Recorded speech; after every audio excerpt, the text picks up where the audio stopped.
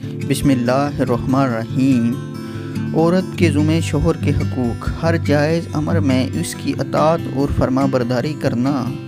Number 2, शोहर की माली हैसियत से ज़्यादा खर्च का मुतालबा ना करना। नंबर 3, शोहर को जिसका घर आना नापसंद हो इसकी इजाज़त के बगैर ना आने देना।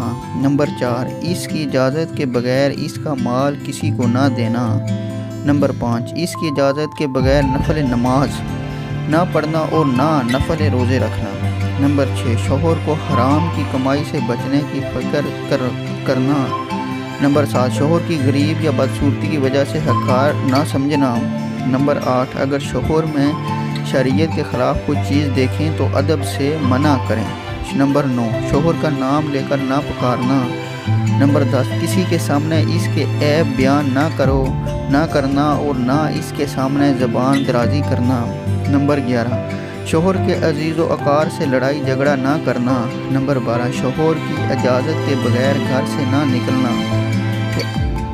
औरतें अपने रब का हक़ अदा नहीं कर सकती जब तक अपने शोहर का हक़ अदा ना करें। नंबर 14, शोहर को अगर कोई परेशानी पेश आ जाए तो इसको तसल्ली देना।